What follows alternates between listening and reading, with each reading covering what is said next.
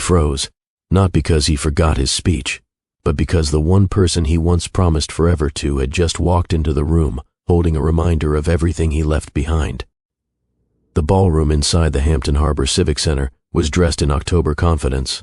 Crystal chandeliers, white linen stretched tight over round tables, polished shoes shifting across hardwood floors that had heard every kind of applause the city could offer. Outside, the Chesapeake Bay carried that familiar salt air honesty Hampton folks know well, the kind that doesn't flatter you, just tells the truth.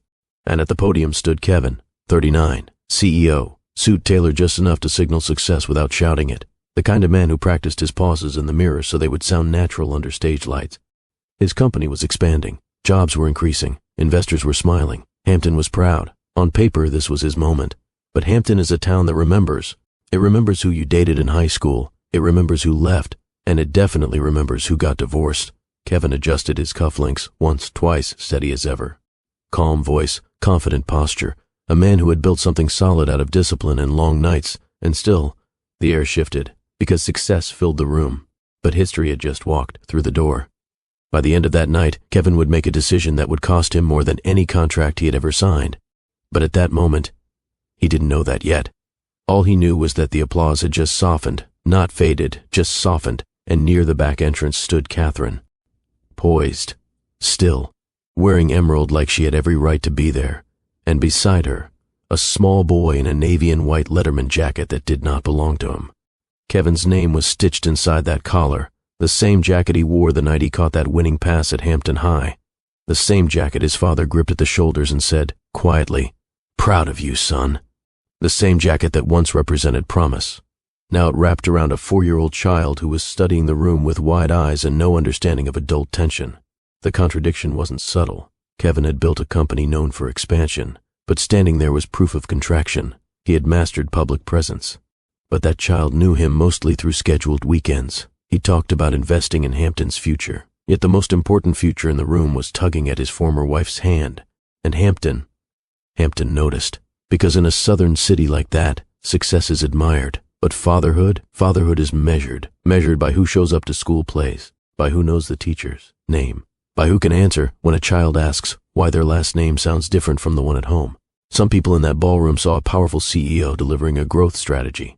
Others saw a man who once had everything he needed, and still let something slip. And judgment doesn't always come loud. Sometimes it comes in quiet glances, in polite claps that feel thinner than they should, in whispers that say, "He's doing well for himself," followed by silence that asks, "But at what cost?"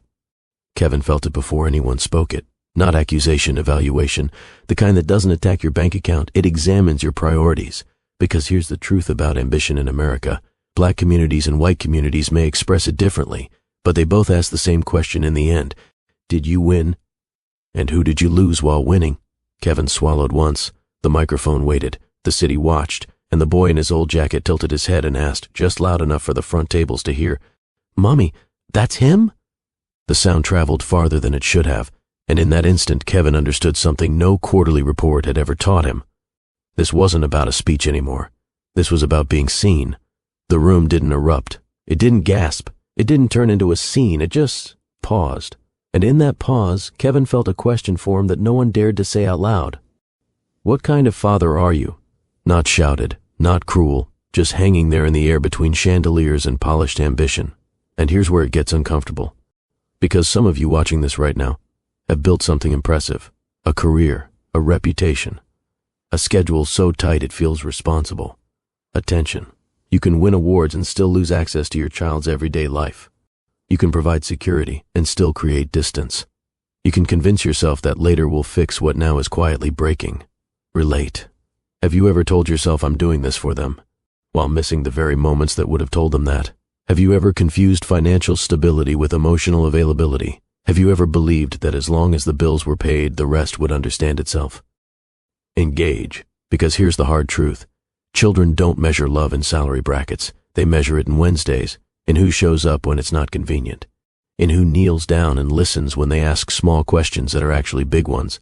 Jason wasn't judging Kevin. He was curious. But curiosity grows. An unanswered curiosity can turn into stories children tell themselves about why someone wasn't there. Ask. So what do you do when your success hands you applause, and your child hands you a mirror? Do you tighten your speech and power through? Or do you let the silence teach you something? Kevin stood there, fingers resting against polished wood, heart thudding in a rhythm he hadn't felt since high school playoffs. Because the crowd was waiting for a conclusion about expansion. But heaven help him, his son was waiting for something else entirely, and silence has a way of demanding honesty. And just when you think this is a story about a man embarrassed in public, it isn't. This is a story about a calendar, about a jacket, about a 4-year-old boy who didn't clap when everyone else did. Because while the audience reached for their glasses and adjusted their napkins, Kevin did something almost invisible. He stopped reading the teleprompter. That may not sound dramatic to you, but for a man who built his life on preparation, that was seismic. His next line was supposed to be about quarterly growth and strategic partnerships. He knew it by heart. He had rehearsed it in his office overlooking the harbor, practiced the pause, even timed the smile that would follow. Instead, his eyes drifted back to the doorway. To Catherine, to Jason, to that jacket that carried his name like a quiet accusation and a quiet inheritance at the same time. And here's the part that will hold you. Kevin could have powered through. He could have delivered the speech flawlessly, shaken hands, posed for pictures, and dealt with the family situation later in a private hallway where reputations feel safer. That's what most polished leaders would do. That's what polished men are trained to do.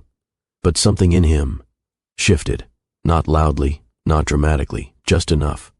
The words as we moved forward left his mouth, and then stopped mid-air. Silence, a real one this time, long enough for the string quartet in the back to glance at each other. Long enough for someone near the front to clear their throat. Long enough for Hampton, a city that has watched him grow from teenage athlete to corporate figure, to lean in just slightly. Because Hampton knows pauses. It knows when a man is thinking, and it knows when a man is wrestling. Jason tugged gently at Catherine's hand again. "Mommy," he whispered, but the microphone carried it farther than anyone expected.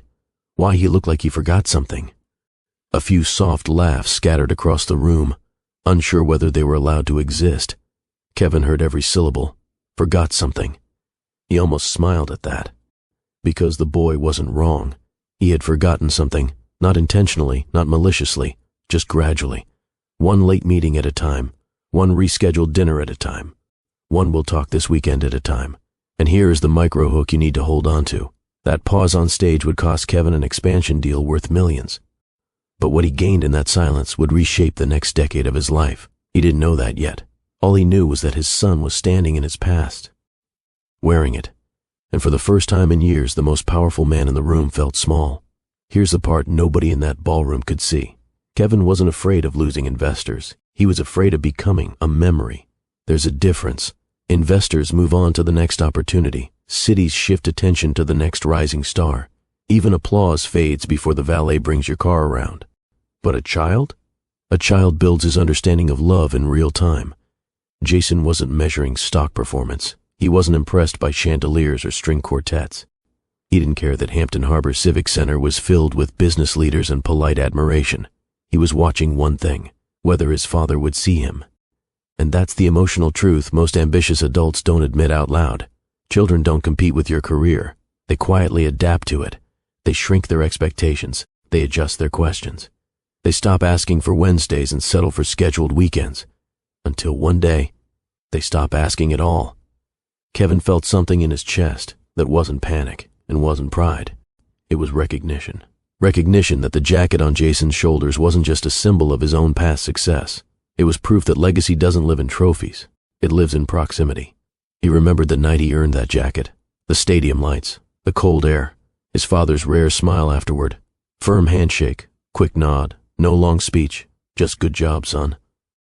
Kevin had carried that moment for years, because even though his father wasn't overly expressive, he showed up, every game, every season, even when work was exhausting, even when money was tight. He showed up, and now here Kevin stood, polished, respected, accomplished, realizing that showing up might be the only metric that truly mattered. That was the drop, not the embarrassment, not the whispering crowd, but the quiet realization that success had expanded his world, while shrinking his presence inside his own son's. Catherine didn't glare at him. She didn't look victorious. She looked steady, like a woman who had learned to survive disappointment without turning bitter, like someone who wasn't there to expose him, but to remind him. Jason leaned slightly against her leg, still studying Kevin with open curiosity, and in that moment, Kevin understood something no leadership seminar had ever taught him. Redemption rarely begins with a speech. It begins with humility, and humility often arrives when a child calls your bluff without knowing he's doing it. Now listen closely, because what happened next didn't begin with applause. It began with a choice. And before we walk any further into Kevin, Catherine, and Jason's story, before we examine what a man does when his child becomes his mirror, let me say this. If you believe fathers can grow, if you believe marriages can teach even after they end, if you believe showing up late is still better than never showing up at all, go ahead and press that like button. Because stories like this deserve to travel. They deserve to reach the father who thinks it's too late, the mother who's tired of waiting, the family standing in that quiet space between pride and forgiveness. And if you haven't already, subscribe, not just for entertainment, but for perspective. Because sometimes the lesson you need is hiding inside someone else's Wednesday. Welcome back to Mr. Dave's Stories, where every story reminds us that growth is possible, healing is real, and lessons are everywhere. If this is your first time here, we're honored to have you. Go ahead and hit that subscribe button so you never miss a story that might uplift, inspire, or change the way you see life.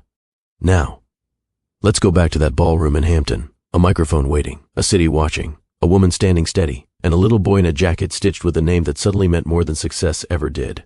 Because the next few minutes would test not Kevin's leadership, but his fatherhood. The applause eventually thinned out, not all at once, just gradually, like waves settling after a boat cuts through water. Kevin stepped down from the stage with a smile still resting on his face, the professional one, the one investors trusted, the one photographers captured. He shook hands, accepted congratulations, nodded through compliments about vision and growth. Yes, we're excited about the Norfolk expansion. Yes, Hampton has always been home. Yes, the next quarter looks strong. His voice worked. His mind didn't. Because across the ballroom, near the tall double doors, stood the reason his heartbeat hadn't settled. Catherine wasn't moving. She wasn't performing either. She simply waited. Jason had found a small dinner roll from a passing tray and was studying it with serious concentration, as if deciding whether something so small was worth the effort. Kevin excused himself from a conversation mid-sentence.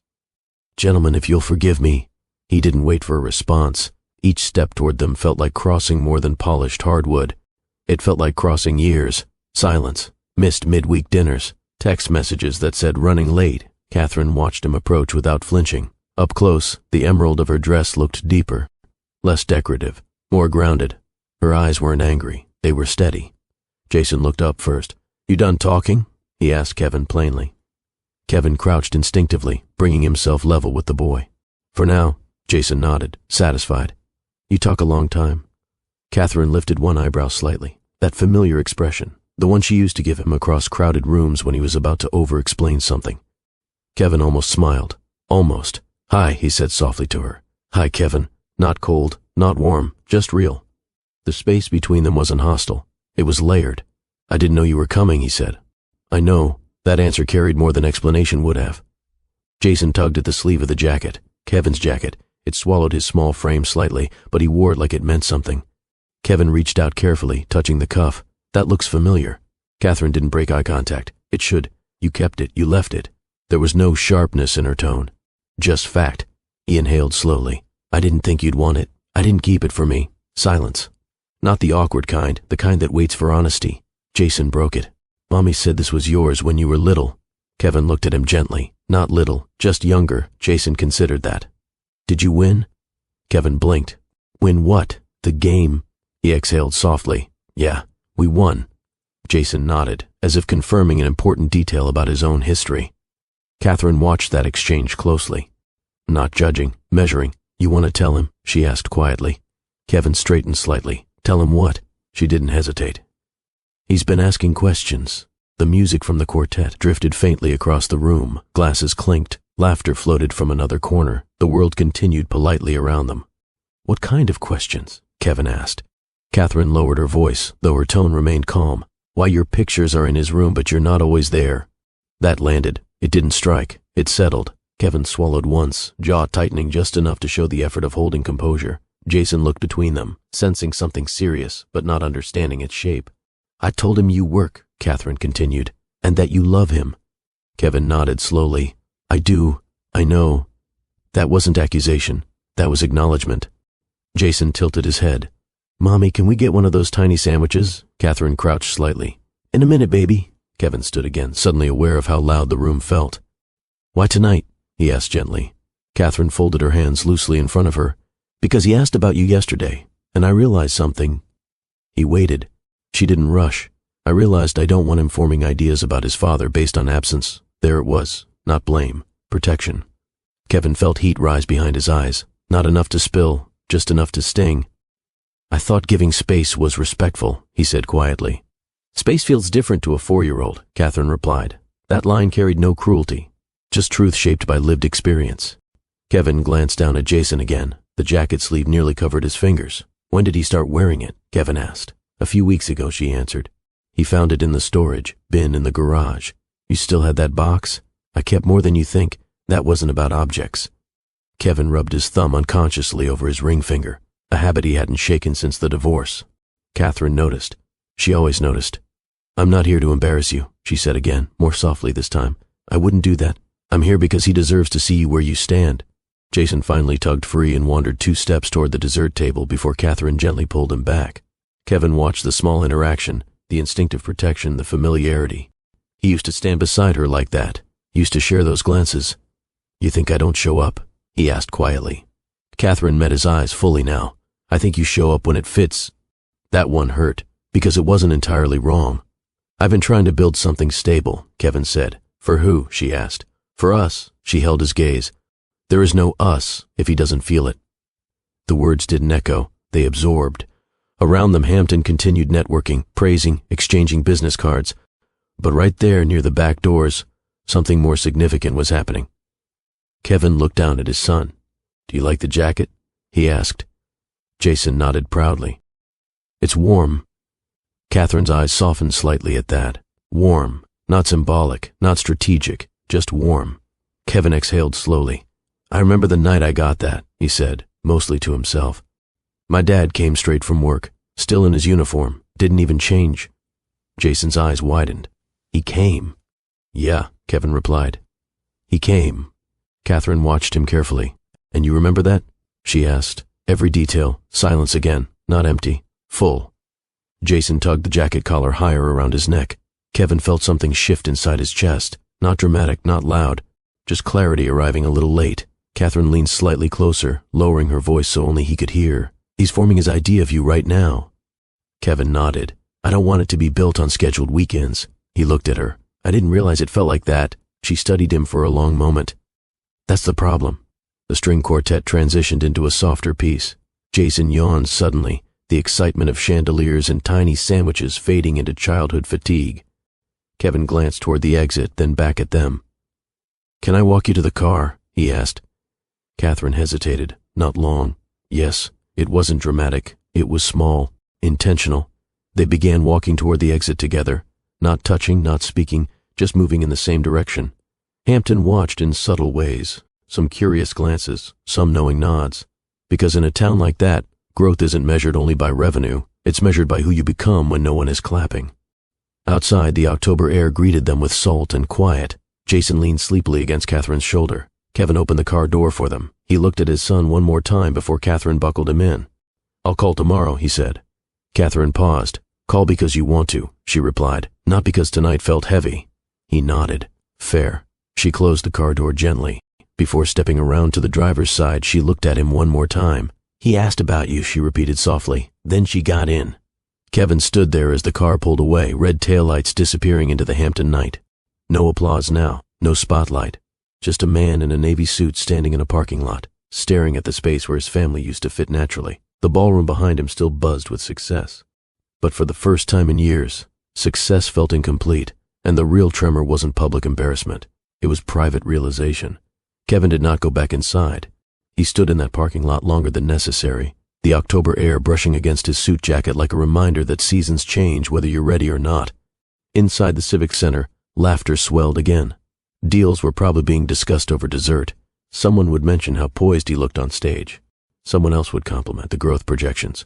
But Kevin stayed where the applause couldn't reach him. He loosened his tie, not dramatically, just enough to breathe.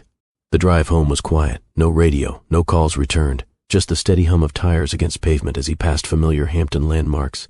The corner store where he used to buy sports drinks after practice, the church sign that changed its message every Wednesday, the marina lights reflecting across dark water. He pulled into his townhouse driveway and sat there for a full minute before turning off the engine. Inside, the house felt organized. Too organized. Minimal furniture. Clean counters. A framed photo of Jason on the bookshelf, taken during one of their scheduled weekends at the zoo. Kevin had placed it carefully, intentionally. He stared at it now, Jason smiling wide, Letterman jacket slightly oversized around his small shoulders. Kevin exhaled. Sleep didn't come easy that night. He lay flat on his back, staring at the ceiling, replaying Catherine's voice. He's forming his idea of you right now. That sentence had weight, not loud, but steady. Around 1:17 a.m., he gave up on pretending to rest and walked down the hallway to the small storage closet near his office. He knew exactly where it was. The old box he'd brought over after the divorce, the one he hadn't opened in years. He pulled it down, sat on the floor, opened it slowly. Inside were relics of a younger version of himself. Old football programs, a faded team photo, newspaper clippings his mother had saved, and at the bottom, folded neatly, a second practice jacket. He ran his hand over the fabric. Memory doesn't knock, it returns. He saw the stadium lights again, heard the crowd after that final touchdown, felt the firm grip of his father's hand on his shoulder. Proud of you, son. His father had not been expressive, not emotional in public, but he had been present. Every game, every season, even when his shift at the shipyard ran late. Kevin remembered scanning the stands once during halftime, heart pounding, worried his father wouldn't make it, but he was there, always there. Kevin closed his eyes. When had presence become negotiable? Morning arrived without permission. The sun filtered through his blinds, and with it came routine, emails lighting up his phone, calendar notifications reminding him of meetings stacked back to back. He walked into the kitchen and opened his leather-bound planner. The custody schedule sat near the back pages, second and fourth weekends, alternating holidays. One midweek dinner if schedules align. It had looked responsible when they wrote it, balanced, fair. Now it looked thin, too thin. He traced his finger across the upcoming month.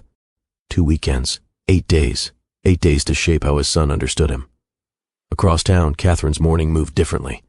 Jason refused to wear socks at first, then insisted on wearing mismatched ones. Catherine stood in the kitchen, hair tied back, packing his small backpack with the efficiency of someone used to multitasking before coffee. Granola bar, juice box, extra pair of pants. Jason spun in circles, jacket hanging on the back of a chair. "Mommy," he said suddenly, "Daddy looked funny yesterday." She paused. "How funny? Like he lost something." Catherine's hand stilled over the counter. "He didn't lose anything," she replied gently. Jason considered that. "He found us. Children say things adults aren't ready to unpack before 8 a.m. Her phone buzzed. "Kevin." She stared at the screen for a moment longer than necessary before answering. "Morning." "Morning," he replied. Silence. Careful silence. "I've been looking at the calendar," he said finally. She leaned against the counter, eyes on Jason, who was now attempting to zip his jacket himself. "And it doesn't feel like enough." Her grip on the phone tightened slightly. "It's what we agreed on," she said calmly. "I know, but it feels structured." "It is structured. That's the problem." She exhaled slowly. "Kevin, what are you saying?" "I'm saying I want more than scheduled weekends." Jason tugged her sleeve. "Mommy, I can't zip it." "1 second, baby," she whispered, kneeling to help him. Kevin heard the rustle of fabric through the phone. He pictured it. He wasn't there. "I want to pick him up from school sometimes," he continued. "Not just when it's convenient. I want homework nights. Ordinary days." Catherine stood again. "This about last night? It's about the last 4 years." That line surprised even him. She didn't answer immediately. In her world, community filled in gaps. Cousins helped. Church members noticed when she looked tired. Support came without formal scheduling. Kevin's world had been different. Provide, work hard, handle your responsibilities. Feelings were managed quietly. Neither was wrong, but together, they had misread each other. "We can talk," she said finally. "Not on the phone. Coffee?" She hesitated, then nodded to herself. "Phoebus, 3 o'clock. Okay." The coffee shop sat on a corner that had seen better decades and stubbornly refused to close. Local artwork hung slightly crooked on exposed brick walls. A chalkboard menu listed drinks in looping handwriting that leaned artistic more than precise. Kevin arrived early. Not out of habit, out of intention. When Catherine walked in, she wore a simple gray sweater. No armor, no performance. They ordered coffee without small talk. He noticed she still added cinnamon. She noticed he still pretended not to like sugar. They sat across from each other at a small wooden table. "I was angry," Kevin began. "At me?" she asked. "At myself." She waited. When the company started growing, I felt like I finally mattered, he continued. Like I wasn't just a quiet kid who got lucky. I wanted to prove I could build something solid. You did, she said evenly. I built it so solid I forgot to leave room. That landed between them. He's asking about his last name, she said quietly. Kevin's eyes lifted. What do you mean? His teacher called last week. He asked why his last name matches yours, but he lives with me. Kevin leaned back slowly. That's not confusion yet, she added. It's curiosity. Curiosity. He had heard that word twice in 24 hours, and curiosity turns into identity, she continued. And identity forms whether we guide it or not. Kevin rubbed his hands together, thinking, if your child is forming his identity without you, she said softly, echoing the thought neither wanted to voice fully. Are you still the architect? The coffee between them cooled. Outside, traffic passed, life moved. Inside that small shop, something heavier than pride sat at the table. Kevin looked at her. I don't want to be a scheduled memory. Catherine studied his face. For the first time in years, he wasn't speaking like a CEO. The coffee had gone cold, but neither of them moved to refill it. Some conversations aren't fueled by caffeine. They're fueled by consequence. Kevin sat forward slightly, forearms resting on the small wooden table. Not defensive, not persuasive, just present. I'm not asking to move back in, he said carefully. Catherine's eyebrow lifted, almost amused. Good, a beat. Not yet, she added, softer. That wasn't flirtation. That was honesty wrapped in caution. Kevin nodded slowly. I'm asking to restructure everything. Everything? She echoed. School pickups, homework nights, random Tuesdays. I don't want to feel like a visitor in my own son's life. The word visitor lingered. Because that's what scheduled custody can feel like when it isn't anchored in daily rhythm. Catherine folded her hands in front of her. You'll miss meetings. I've missed enough. You'll disappoint investors. I've disappointed my son. There it was. No corporate language. No reframing. Just wait. Outside the window, a delivery truck rumbled past. 2 college students laughed loudly as they crossed the street, headphones dangling from their necks. Life, as always, kept moving without waiting for clarity. Catherine leaned back slightly in her chair. You think this is about grand gestures, she said gently. It's not. It's about consistency. He nodded again. Then let's build that. Silence settled. Not tense, not comfortable, just reflective. 3 months. That number floated between them before either spoke it. 3 months, Catherine said finally. We try it. Real effort, real presence, no disappearing when work gets loud. Kevin didn't hesitate. Okay, and if you start slipping, call me on it. She studied his face, searching for the polished version of him. She didn't find it. She found a man tired of measuring love in percentages. You understand something, she continued quietly. Jason doesn't need a superhero. He needs someone who knows his favorite cereal. Kevin blinked. Cinnamon Toast Crunch, her lips curved slightly. You remembered, I asked. That earned him a small nod. They didn't hug. They didn't dramatize the moment. They simply stood up from the table and walked outside together. The wind off the water carried a light chill. Catherine wrapped her sweater tighter around her frame. Kevin noticed. He always noticed, but noticing had not always translated into action. I'll pick him up Wednesday, he said. This Wednesday? Yes. She considered the calendar in her mind. You're usually in Norfolk on Wednesdays. I'll reschedule. Kevin, I'll reschedule. There was something different in the way he said it. Not stubborn. Resolved. She gave a small nod. Okay. Wednesday arrived with ordinary energy. No chandeliers, no applause, just the soft chaos of a preschool dismissal line. Kevin parked 10 minutes early, not because he had nothing to do, but because being early felt like reclaiming something.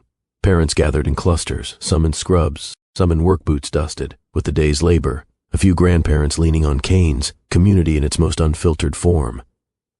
Kevin stood slightly apart at first, adjusting his jacket as if preparing for a board meeting. Then he caught himself. This wasn't a presentation, it was pickup. When the classroom door opened, children spilled out in bright bursts of sound and color. Jason walked near the back, clutching a construction paper rocket ship. He scanned the crowd, quick, expectant. Then his eyes landed on Kevin. You came, Jason said simply.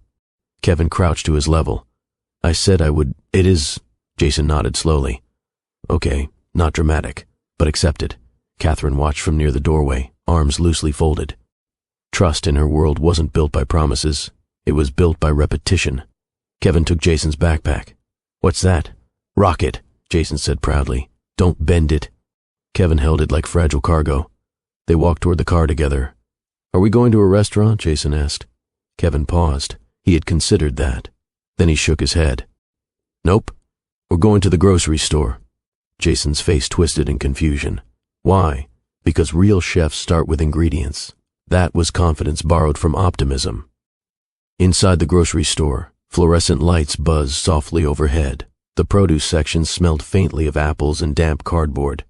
Jason insisted on pushing the cart, steering it with exaggerated seriousness. An older black woman stood near the green beans, watching Kevin struggle to decide between fresh and frozen. First Wednesday, Daddy? She asked warmly. Kevin laughed under his breath. That obvious? She smiled gently. Honey, we can always tell when a man is trying. There was no judgment in her tone, just recognition. Jason tugged at Kevin's sleeve. Can we get the dinosaur nuggets? Kevin hesitated, then nodded. Yes, but we're making green beans too. Jason sighed like he'd been handed a burden. Okay. Jason narrated everything. That potato bumpy, you cut slow. That smell funny. Kevin burned the first batch of green beans. Smoke curled upward in quiet accusation. Jason clapped anyway. You tried, he said proudly. Kevin stared at him. Tried. Such a small word, such a generous one. Later that evening, Catherine knocked lightly before stepping inside. Not to inspect, just to see. The kitchen smelled faintly of charred vegetables and effort. Jason ran toward her. Daddy burned it. Kevin winced. First batch. Catherine hid a smile. Second batch? Better, Kevin said defensively. She tasted one, chewed thoughtfully. Not bad. High praise. Jason climbed onto a chair between them, happily eating dinosaur nuggets beside sautéed green beans. The three of them sat at the same table they once shared as husband and wife. No expectations pressing down, no performance, just presence. At one point their hands brushed while reaching for the salt. Both paused, briefly, not dramatic, just aware. Love doesn't always vanish. Sometimes it waits to see if maturity catches up. After dinner, Jason grew quiet, sleepy from food and comfort. Kevin knelt beside him while he worked on a puzzle. You coming next Wednesday too? Jason asked. Yes. And the one after that? Yes. Jason nodded, satisfied. Catherine watched from the doorway. This wasn't reconciliation, it was rehearsal, an agreement not to repeat old habits, an agreement to show up in ordinary spaces. As Catherine prepared to leave with Jason that night, she paused at the door. We'll try this, she said. 3 months. 3 months, Kevin echoed. And Kevin? Yeah. Trying is good, she held his eyes, but trying is not redemption. He absorbed that. She finished the sentence softly. It's rehearsal. The door closed gently behind her. Kevin stood in the quiet kitchen, the faint smell of green beans still lingering in the air. For the first time in a long time, he didn't think about expansion. He thought about Wednesday, and how sometimes rebuilding a family doesn't start with vows. It starts with showing up. Again. Kevin thought the hardest part would be saying yes to Wednesdays. He was wrong. The harder part was saying no to everything else. 2 weeks into the new arrangement, Kevin sat at the long conference table inside his downtown office. Floor-to-ceiling windows overlooked the harbor. Cargo ships moved steadily in the distance, slow, deliberate, purposeful, like the life he had built. Across from him, a senior board member adjusted his glasses and slid a folder forward. Thursday night, the man said. Private investor dinner, Norfolk Yacht Club. We need you there. Kevin flipped the folder open. Projected revenue charts, expansion models, out-of-state shipping lane negotiations. The dinner wasn't optional, it was strategic. He nodded slowly. What time? 6.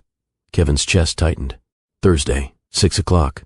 Jason's preschool recital started at 6:30. He had circled it in his planner 3 days ago. Blue ink, underlined. The board member continued, unaware. These investors are sensitive. They want reassurance about leadership focus. Leadership focus. The phrase echoed in Kevin's mind. He cleared his throat. Can we move it? A pause. No. Kevin stared at the calendar on the wall. 2 weeks ago he would have said yes automatically. It wouldn't have felt like betrayal. It would have felt responsible. But now, things felt different. He closed the folder gently. I won't be there. Silence. The board member blinked. Excuse me? I won't be there Thursday. A slight shift in posture across the table. Is there a conflict? Yes. The room waited. Kevin didn't elaborate. After a moment, the board member leaned back. We're talking about multi-million-dollar relationships. Kevin nodded. I know. And you're choosing? He let the question hang. Kevin inhaled slowly. My son has a school recital. The words felt both simple and enormous. The board member studied him carefully. That's admirable. he said cautiously. But optics matter. Kevin almost smiled. Optics. He had mastered optics. But optics never tucked a child into bed. I'll meet them Friday morning, Kevin replied evenly. Breakfast. I'll make it work. The tension didn't disappear. It just shifted. Your priorities have changed, the board member said, not accusing, just observing. Kevin held his gaze. They've clarified. The meeting ended with polite stiffness. When Kevin stepped outside, the hallway felt longer than usual. He leaned briefly against the wall, eyes closing for a second. This was the cost. Not dramatic collapse, not corporate warfare, just subtle doubt, reputation recalibrating. That evening, Catherine sat at the kitchen table helping Jason color a paper crown for the recital. He insisted he was playing a very important tree. Catherine smiled softly. You're right. Her phone buzzed. Kevin, she answered. Hey, I'll be there Thursday, he said. You were already scheduled, B. I moved something. She paused. What did you move? Investor dinner. Silence, not disbelief. Assessment. Kevin. She started. I know. You didn't have to. Yes, I did. She exhaled slowly. On her side of town, consistency wasn't praised loudly. It was watched, measured, tested over time. We'll see you at 6:30, she said gently. Thursday arrived with the kind of nervous energy only preschool events carry. Parents filled small folding chairs inside the school multipurpose room. Some still in work uniforms, some in business attire loosened just slightly. Kevin walked in 5 minutes early, not rushed, not checking his phone. He spotted Catherine near the front. Jason stood with his class in a paper leaf crown. When Jason saw him, something changed in his posture. He stood taller, subtle, but visible. The recital was chaotic and adorable in equal measure. Children sang half the words, waved at the wrong moments, forgot cues entirely. Jason spotted Kevin again mid-song and grinned. Afterward, he ran straight toward him. Daddy, did you see me? The word landed differently this time. Not cautious, not testing, natural. Kevin knelt, arms open. I saw you. You came. I told you I would. Jason nodded, satisfied. Behind them, Catherine watched quietly. She didn't rush in. She didn't interrupt. She simply observed, and something in her shoulders relaxed. Not completely, just slightly. Later that night, after Jason was asleep, Kevin checked his phone. 3 missed calls. 2 emails marked urgent. He didn't respond immediately. He sat on the edge of his couch, staring at the paper crown Jason had insisted he take home. It sat beside him like a small trophy. He thought about the boardroom, the investor dinner, the careful recalculations happening without him. Was this sustainable? Would the board grow impatient? Would investors read absence as instability? Was he trading long-term leverage for short-term emotion? He leaned back slowly. Or was he redefining leverage entirely? The next morning, a brief email waited. We'll discuss leadership alignment at next month's review. Polite, but loaded. Kevin read it twice, then closed his laptop. He picked up his planner. Wednesday still circled. Now Thursday had a small mark too, because ambition doesn't disappear quietly. It resists adjustment, and fatherhood doesn't negotiate politely. It demands presence. The question wasn't whether he could do both. The question was how much each would require him to surrender. Kevin looked at the harbor outside his office window later that afternoon. Ships moved steadily, purposefully, unbothered by human dilemmas. He exhaled slowly. When ambition and fatherhood collide, he let the sentence hang in his mind. Which one deserves the corner office? The invitation to dinner came the Sunday after the recital. Kevin's mother called that morning, her voice steady and bright in the way it always was when she wanted something to feel simple. Bring Jason by around 2, she said. Your father grilled chicken. She didn't ask about the investor dinner. She didn't mention the recital. But mothers notice shifts before anyone else does. Kevin arrived with Jason just before 2. His parents' house sat on a quiet street lined with trimmed hedges and flags that had faded slightly from years of Hampton sun. The lawn was neat, predictable, familiar. Jason ran ahead up the walkway. Kevin followed, slower. Inside, the house smelled like charcoal and lemon cleaner. The furniture hadn't changed much since Kevin left for college. Framed photos lined the hallway, his graduation, his first company award, a wedding picture with Catherine that had not been removed. His mother bent down immediately, smoothing Jason's curls. You getting taller, she said warmly. I was a tree, Jason announced proudly. Yes, I heard, she replied. A very important one. His father stood near the kitchen doorway, arms folded loosely. Recital went well? He asked. Kevin nodded. It did. And you made it. It wasn't a question. Kevin held his father's gaze. I did. A small nod. Not praise. Acknowledgement. They sat down to eat. The clink of plates and low hum of afternoon television filled the background.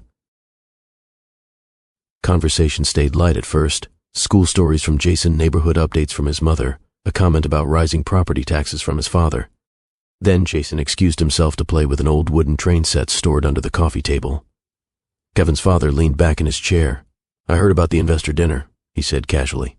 Kevin paused mid-bite. From who? Word travels. It always does. You chose the recital, his father continued. Yes. Another pause. When I was your age, his father said slowly, I didn't miss overtime. Kevin didn't respond immediately. I told myself I was doing it for you, his father went on. Extra shifts, extra hours, extra savings. He stared at his hands. You know what I remember most? Kevin waited. The nights I got home and you were already asleep, that admission settled gently between them. No accusation. Just memory. Kevin looked toward the living room where Jason sat pushing the train along imaginary tracks.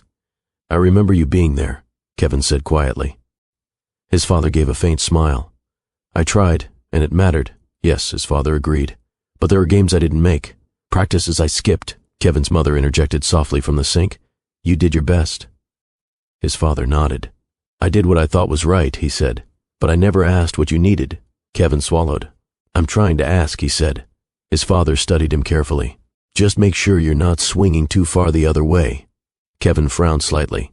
What do you mean? Balance, his father replied. Providing still matters. I know, and reputation still matters. Kevin leaned back. I'm not abandoning responsibility. I didn't say you were. The tension wasn't sharp. It was generational. His father had grown up believing that love was proven through stability, through paycheck reliability, through quiet endurance. Kevin was now standing between that inheritance and something more emotionally immediate.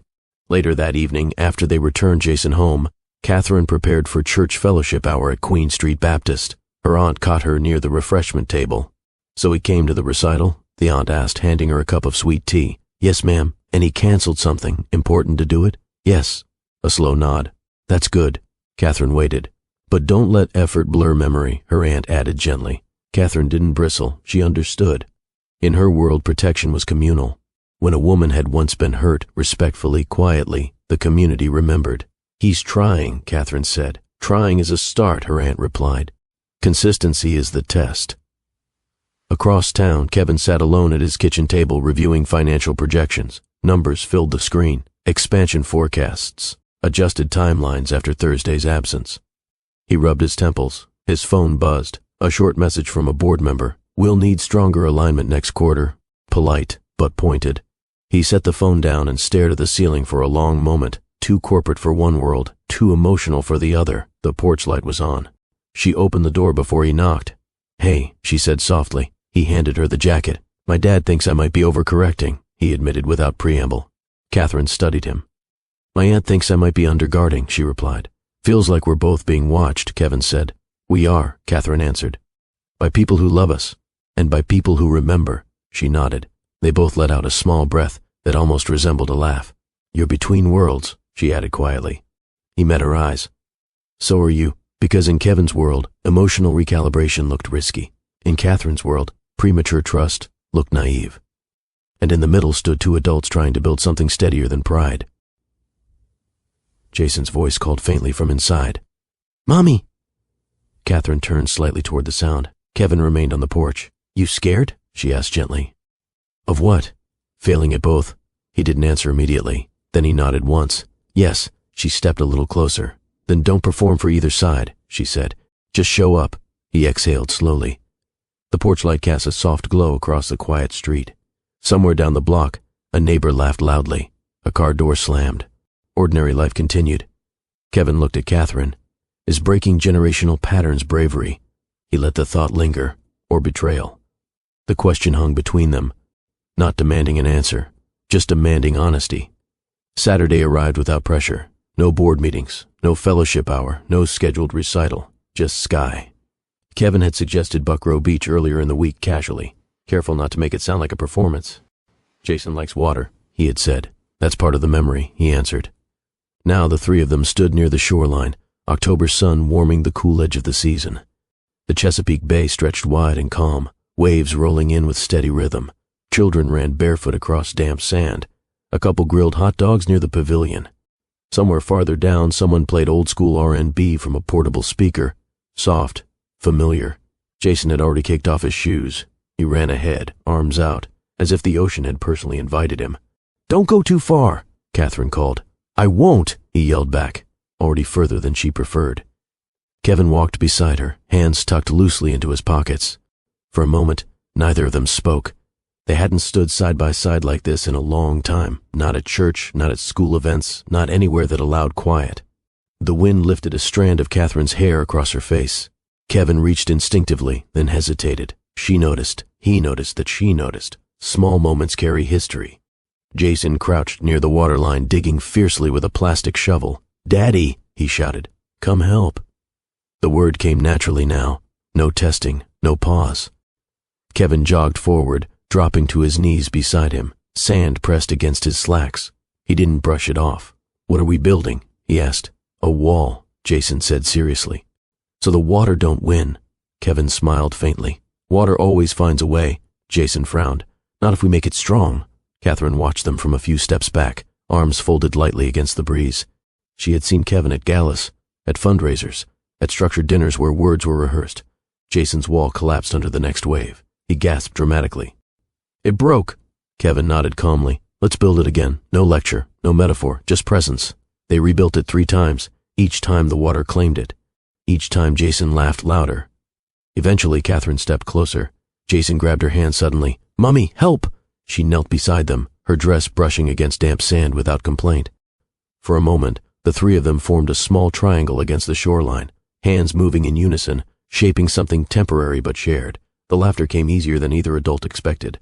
At one point, Kevin reached across to steady the wall, and his hand brushed against Catherine's. This time, neither pulled away immediately.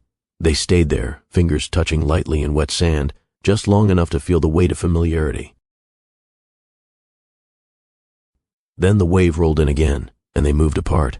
Later, they sat on a blanket spread near the dunes. Jason munched on chips, cheeks salty from wind and joy. Kevin lay back on his elbows, watching seagulls circle overhead. Catherine sipped from a bottle of water, gaze drifting between the horizon and the small boy in front of her. "You seem lighter," she said quietly. Kevin turned his head slightly. "I feel clearer about what matters." She studied his profile. "Clarity doesn't cancel consequence," she said gently. "I know. And the board?" He exhaled slowly. "They're adjusting. That sounds diplomatic." "It is." She almost smiled. Jason crawled into Kevin's lap without warning. "Daddy?" "Yeah? Why you and Mommy not married?" The question arrived casually. No tension, no accusation, just curiosity wrapped in innocence. Catherine stiffened slightly beside them. Kevin didn't rush to answer. He let the breeze move across his face. He chose honesty, the kind scaled for a child. "Sometimes grown-ups forget how to listen to each other," he said softly. "We loved each other, but we stopped showing up the right way." Jason considered that carefully. "You showing up now?" Kevin nodded. "I am Mommy too." "Yes." Jason looked between them. "Then you both just forgot and now you remember." Silence followed, the kind that doesn't demand response. Catherine looked out at the water, blinking once. Children reduce complexity without trying. Jason slid off Kevin's lap and ran back toward the shoreline, distracted by a distant kite. Kevin and Catherine remained seated. "He asked you before?" Kevin asked quietly. "Last week," she admitted. "What did you say?" "That we're learning." He nodded slowly. "And are we?" he asked. She didn't answer immediately. The wind shifted slightly, carrying faint laughter from another family nearby. "Yes," she said at last. "But learning doesn't guarantee outcome." He understood. This wasn't romance. It wasn't reunion. It was reconstruction, and reconstruction is slower than falling apart. They sat in comfortable silence for a moment longer. "I turned down another travel request yesterday." She glanced at him. "For work?" "Yes, for us." He paused. "For him, that mattered." Catherine let that settle before responding. "You don't have to shrink to prove something," she said. "I'm not shrinking. What are you doing?" He looked out at Jason, who now ran in uneven circles chasing the wind. "I'm anchoring." The word rested between them. Anchoring doesn't eliminate movement, it just prevents drifting. Catherine studied his face carefully, searching for performance, for guilt-driven overcorrection. She didn't find it. She found steadiness. As the sun lowered slightly, casting longer shadows across the sand, Jason returned and flopped dramatically onto the blanket. "Can we always come together?" he asked suddenly. The question wasn't about the beach, it was about alignment. Kevin looked at Catherine before answering. "We'll try," she said gently. Jason nodded as if that was enough. He reached for Kevin's hand with one hand and Catherine's with the other, linking them without ceremony. Their fingers touched again, this time because their son placed them there. Neither pulled away. Not quickly, not defensively. They sat that way, hands loosely connected through a small, sandy bridge of trust. Kevin felt it, not passion, not nostalgia, possibility. Catherine felt it too, not surrender, not naivete. Caution softened by evidence. Jason closed his eyes briefly, satisfied by the arrangement. Children don't need guarantees, they need alignment. As they packed up to leave, Kevin walked beside Catherine toward the parking lot. "You think he believes in second chances more than we do?" he asked quietly. She glanced at him. "Children haven't learned to protect themselves from disappointment yet." He nodded. "And us? We've learned too well." They stopped near her car. No dramatic moment, no declarations. Just two adults standing in salt air, understanding that progress isn't loud. Jason climbed into his seat, still humming off key from the beach. Kevin closed the car door gently. He turned back to Catherine. "If children believe in second chances before adults do," he let the thought settle. Who is really more mature? The wind answered first, soft, steady, and patient, salt in the air, Jason's small hands shaping sand, Catherine's fingers brushing his without pulling away. He carried that steadiness into the office. But steadiness has a way of being tested when opportunity knocks loudly. The proposal sat on his desk when he arrived, thicker than usual, bound neatly, marked urgent. Kevin didn't open it immediately. He closed his office door first, sat down slowly, then flipped it open. Multi-state logistics contract. National shipping integration. Projected revenue that dwarfed anything his company had previously secured. He read the numbers twice, then a third time. This wasn't Norfolk. This wasn't incremental growth. This was transformation. A senior board member had left a note clipped to the front. "This positions us nationally. Requires relocation of executive leadership within 18 months. Relocation. The word didn't shout. It settled. Savannah, Georgia, new headquarters, new ecosystem, new scale. Kevin leaned back in his chair. 18 months sounded generous. Plenty of time to plan. Plenty of time to prepare. Plenty of time to explain. He stood and walked toward the window overlooking Hampton Harbor. Cargo ships moved steadily as they always had. Rooted, familiar, predictable. He imagined himself in Savannah. New skyline, new boardrooms, bigger influence. He imagined Jason adjusting to a new school. Catherine adjusting to a new city. Or not adjusting at all. He rubbed his forehead slowly. This wasn't ego. It wasn't about proving himself anymore. It was about scale. Legacy. Security multiplied. A company that would outlive him. He walked back to his desk, opened the financial projections again. If he declined this, investors would question ambition. If he accepted it, everything would change. He thought about the porch light at Catherine's house, the way Jason's voice said "Daddy" without hesitation, the recital, the sand castle. He inhaled deeply. Opportunity doesn't wait politely. It pressures. A soft knock at his office door. A board member entered without ceremony. "This is the one," the man said quietly. "We don't get many of these." Kevin nodded. "It means moving," the board member added. "Yes, it means national visibility. Yes, it means long-term dominance." Kevin didn't respond immediately. "It also means sacrifice," the board member continued. "Everything does," Kevin replied evenly. The board member studied him carefully. "You've shifted recently." Kevin's jaw tightened slightly. "I've clarified," he said again. The board member's tone softened. "Clarity shouldn't cost us scale." The sentence lingered. Kevin understood what wasn't being said. Your fatherhood experiment cannot derail strategic growth. He didn't argue. He dismissed the meeting politely. And then he sat alone again. He picked up his phone, scrolled to Catherine's name, paused. He didn't call. Not yet. Instead, he opened a new document, Executive Transition Plan. His fingers hovered over the keyboard. He began outlining logistics, timeline, operational continuity, staff restructuring. He wrote for nearly an hour, clear, efficient, disciplined. Then he stopped mid-sentence. He stared at the words, relocation of primary leadership to Savannah within 18 months. The office felt quieter than usual. He closed the document, opened it again, closed it once more. He thought about Jason's question at the beach. Can we always come together? He had answered carefully. We'll try.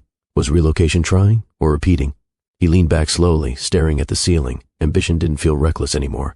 It felt responsible to employees, to investors, to growth. But responsible to a child, that was measured differently. He imagined telling Catherine. Her face would not explode. It would steady, then cool, not anger first, distance that would hurt more. He imagined Jason overhearing phrases like, new city, move, headquarters. He exhaled sharply. 18 months. Plenty of time. Or not. He closed his laptop, left the office later than usual, drove past the preschool instinctively before catching himself. Jason was with Catherine tonight. He almost turned toward her neighborhood. Almost. Instead, he drove home, sat in his quiet kitchen. The calendar still showed Wednesdays circled.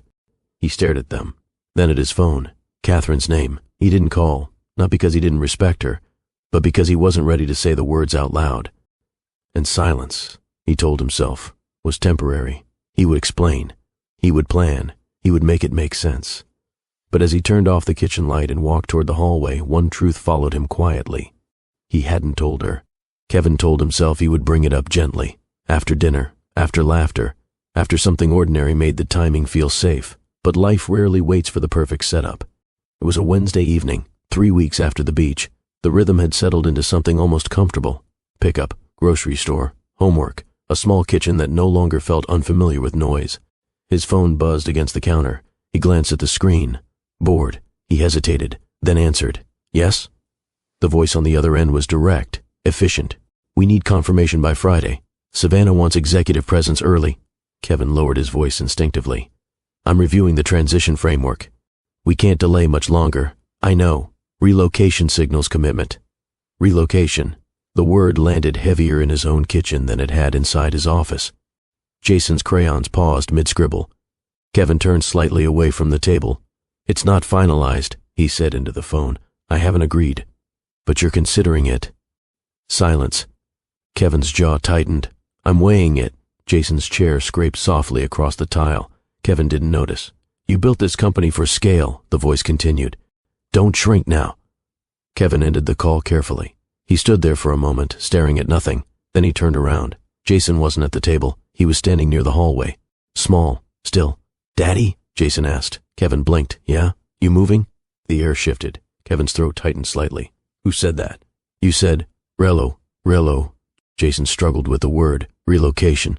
Kevin finished quietly. Jason nodded. "Are you leaving again?" Again. That word didn't shout. It cut. Kevin stepped closer slowly. "I'm not leaving." Jason's eyes searched his face. "Children don't study words, they study tone. You leave for work," Jason said carefully. "Mommy say you busy before."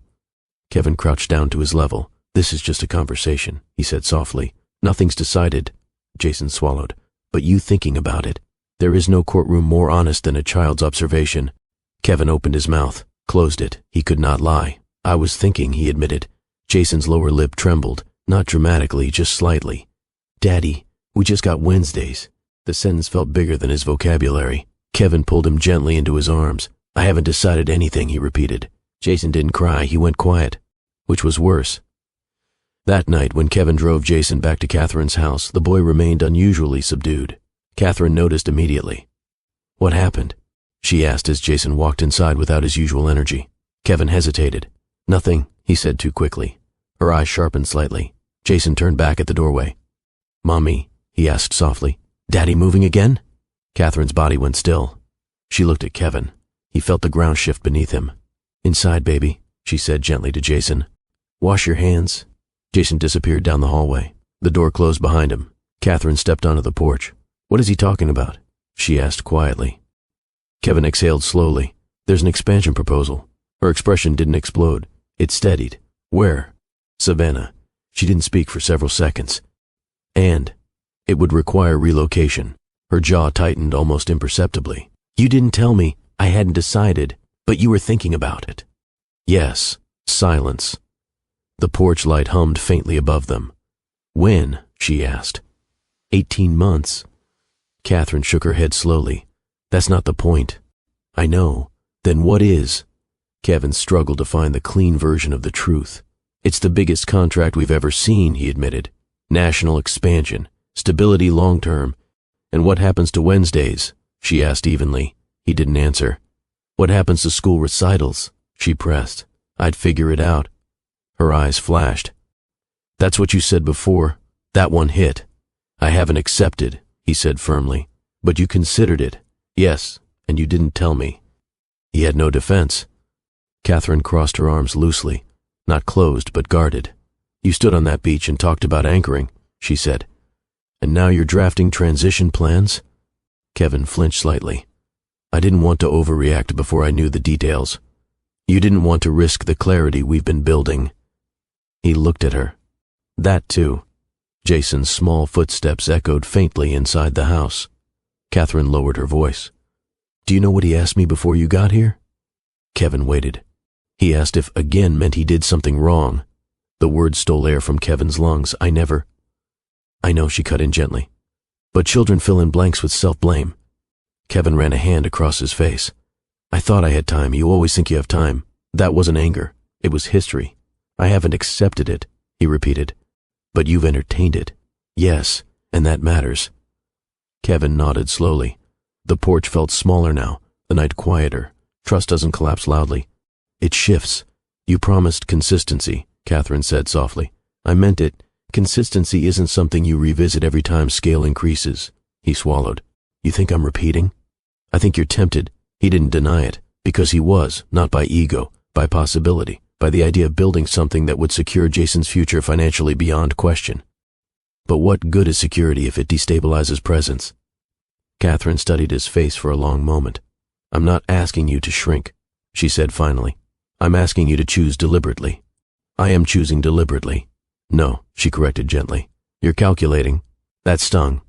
Jason peeked from the hallway again. Mommy? I'm coming, she replied softly. She turned back to Kevin. You need to decide what kind of father you're building toward, she said quietly, before he decides for you. The door closed gently behind her. Kevin stood alone on the porch. The word again echoed in his mind. He hadn't accepted, but he had considered, and sometimes consideration alone is enough to fracture trust. He walked slowly back to his car. The steering wheel felt colder than usual. He stared through the windshield at the dark street ahead. He had wanted scale. He had wanted legacy. But now, the question wasn't about opportunity. It was about alignment. And for the first time since the proposal landed on his desk, Kevin felt the full weight of what hesitation costs. Trust doesn't just break when you leave. It cracks when someone senses you might. The board meeting was scheduled for Friday at 9. Kevin arrived at 8:30. Not because he needed preparation. He had prepared all week. But because silence helps a man hear himself clearly. The conference room overlooked Hampton Harbor, same as always. The same polished table, the same leather chairs, the same framed photographs of early company milestones on the wall. The room hadn't changed. He had. He placed his laptop at the center seat, opened it, closed it, then rested his hands flat against the table. He thought about the porch light, about Jason's voice asking, Daddy, we just got Wednesdays. He thought about Catherine's words. You need to decide what kind of father you're building toward, not what kind of CEO. Father. Board members filed in quietly, suits pressed, expressions neutral but alert. The proposal packet lay in front of each of them. Savannah expansion, national leverage, executive relocation. It was all there. The senior board member cleared his throat. We'll move directly to executive confirmation, he said. Kevin? Every eye turned toward him. Kevin stood slowly, not theatrical, not dramatic, just steady. I've reviewed the Savannah proposal thoroughly, he began. His voice didn't waver. It is the largest expansion opportunity we've ever received. Heads nodded. It would reposition this company nationally, more nods. It would increase revenue projections significantly. Silence now. Waiting for the but. Kevin inhaled once, and chose. I'm declining the relocation clause. The words didn't explode. They settled. Confusion rippled quietly across the table. Clarify, the senior board member said. We will not relocate executive leadership out of Hampton, Kevin continued calmly. If Savannah wants partnership, we'll structure satellite leadership. But headquarters remains here.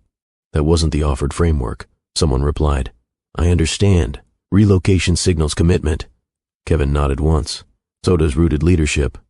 The room grew still. You're risking the deal, the senior board member said plainly. Yes, for what? There it was. Not accusatory. Direct. Kevin did not look down at his notes. He didn't mention Catherine. He didn't reference reconciliation. He didn't dramatize fatherhood. He spoke plainly.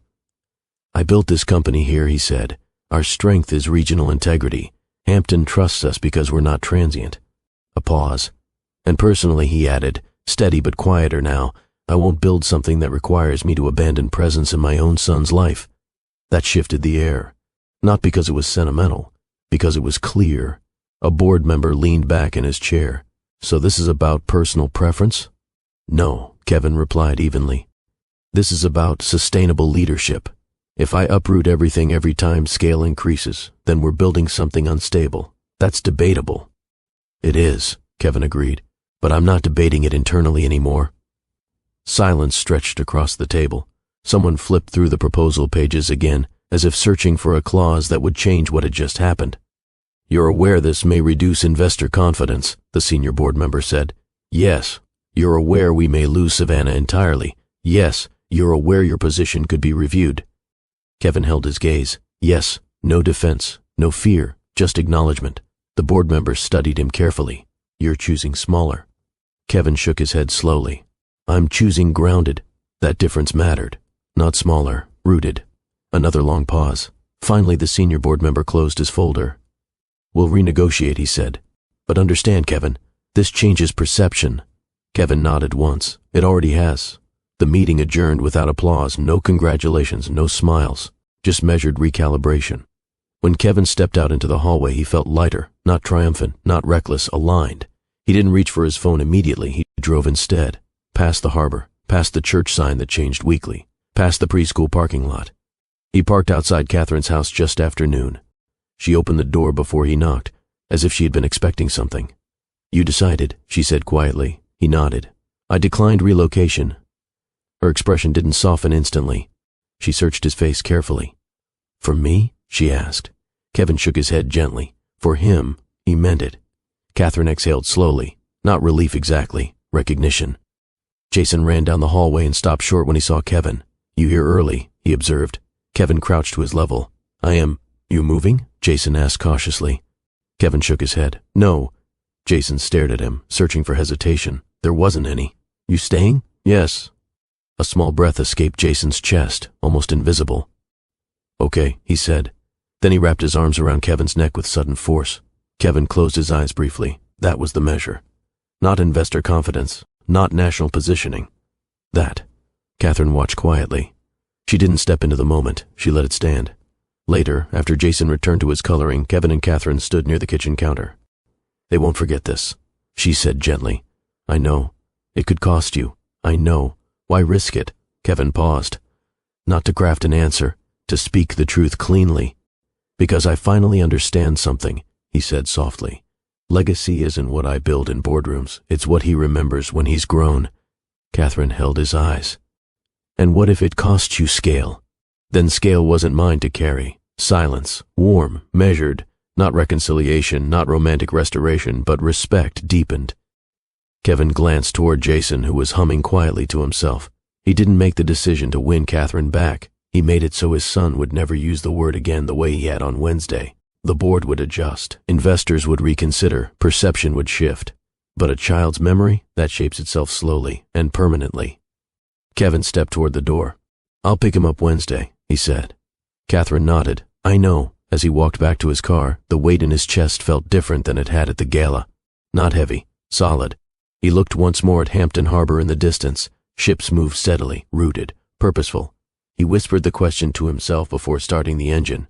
What is legacy? Profit margins? Or presence?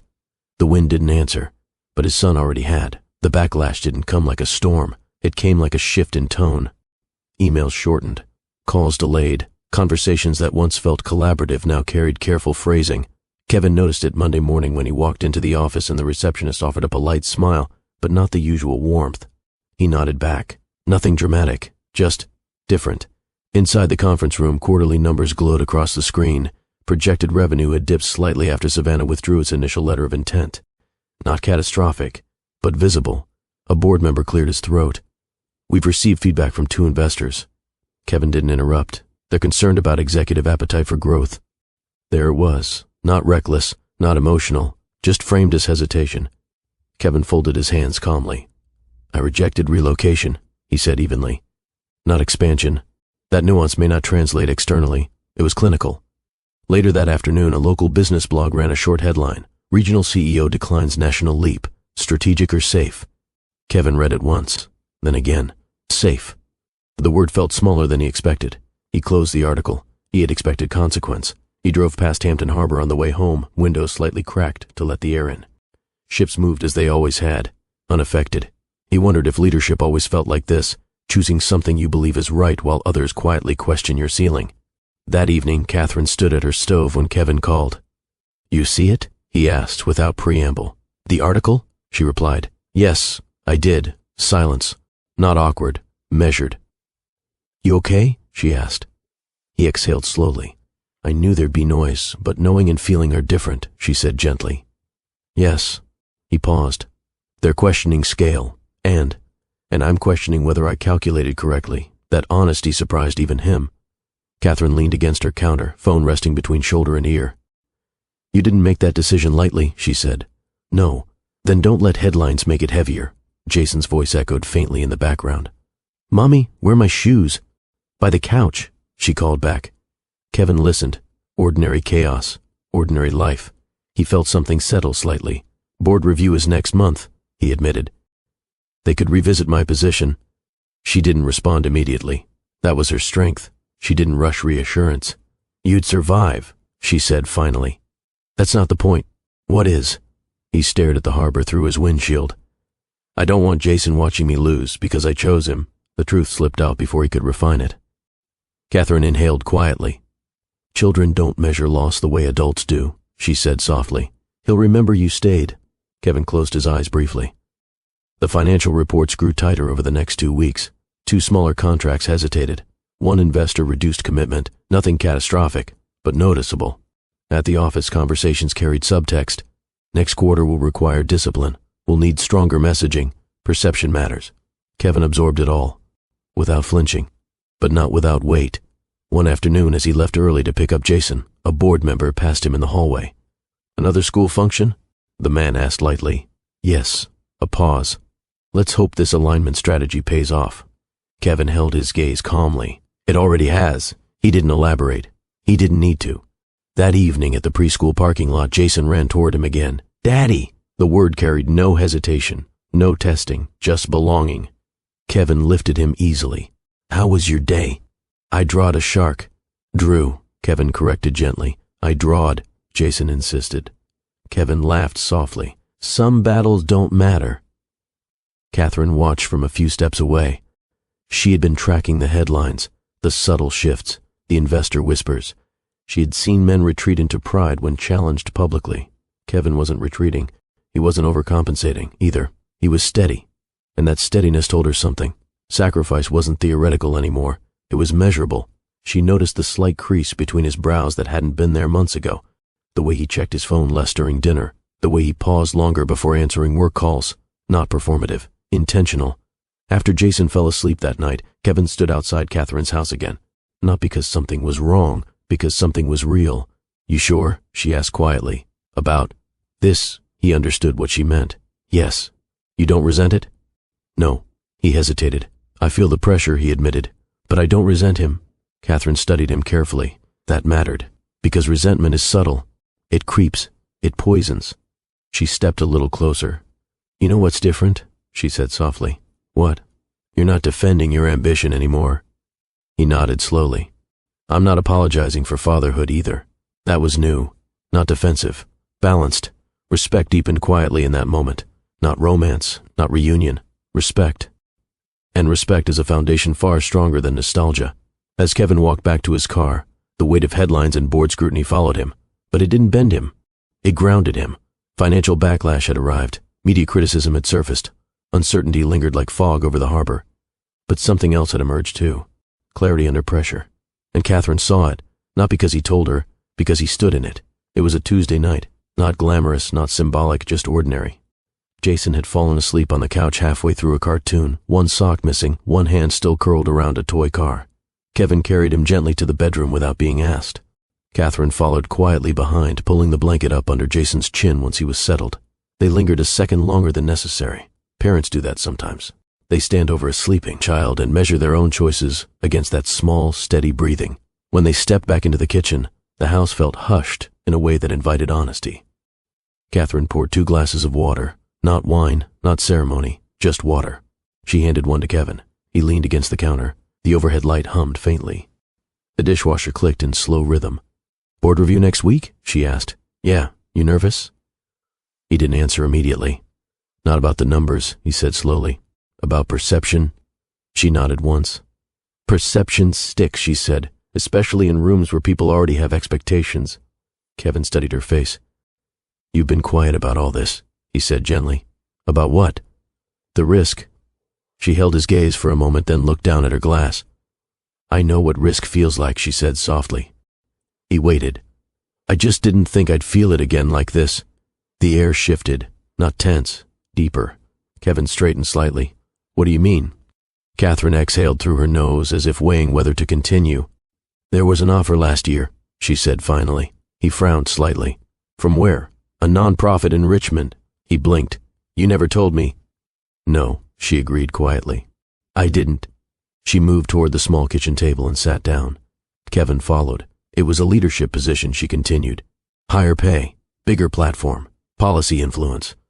"That's good," he said slowly. Why didn't you take it?" She let the silence sit for a second before answering. "Because it would have required long hours. Travel, more visibility, and I remembered what it felt like when one of us kept chasing scale. The words weren't sharp, they were reflective. "You thought you'd repeat it," Kevin said softly. "Yes." He absorbed that. "You never told me you turned something down. You weren't there to tell," she replied gently. That landed.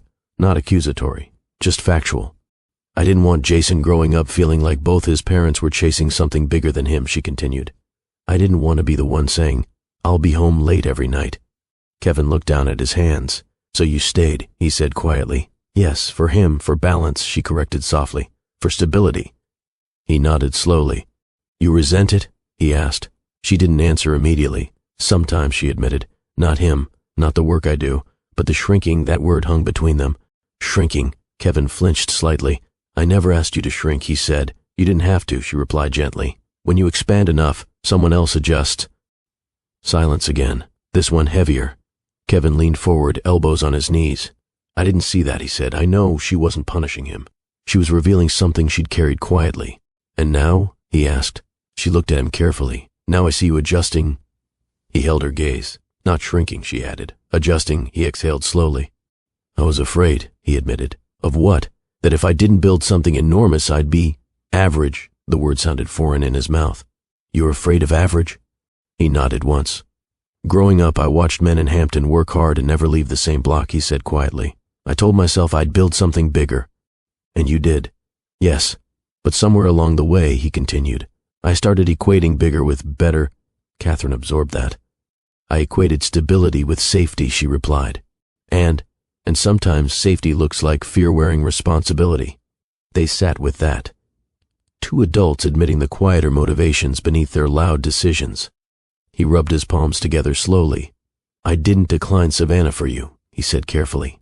"I know," she replied. "I declined it because I finally realized I was chasing proof." "Proof of what?" "That I mattered." She didn't laugh. She didn't minimize it.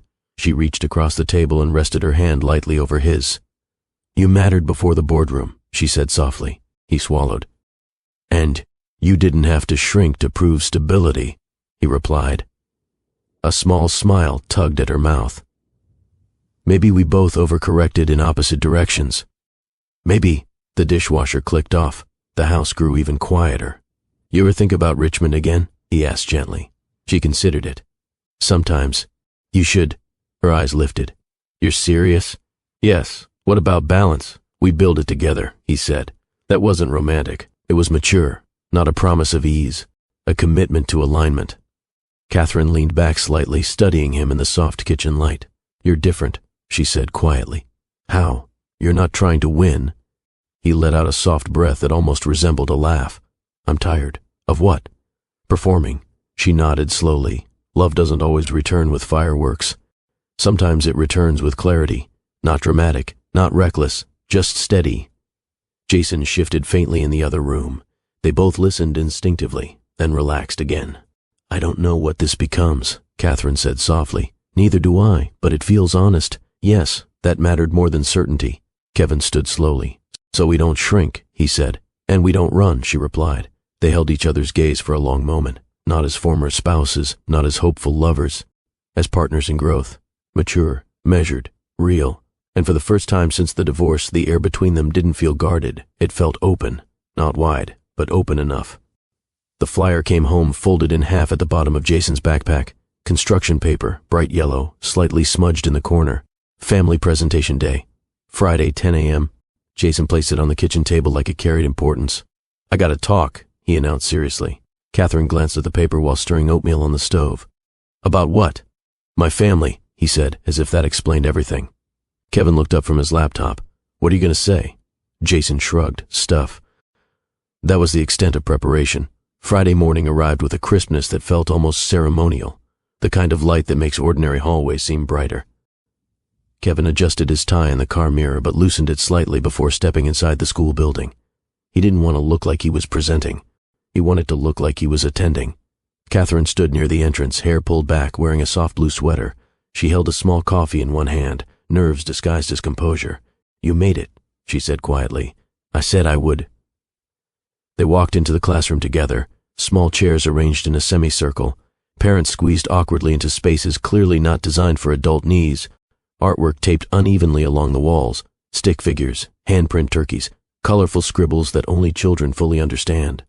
Jason sat cross-legged on a small rug with his classmates. He scanned the room quickly. When he saw them both walk in at the same time, his posture changed. He sat taller, not proud, secure. The teacher gestured gently. We'll start with Jason. Of course. Children rarely wait for perfect order. Jason stood slowly, holding a large sheet of white paper.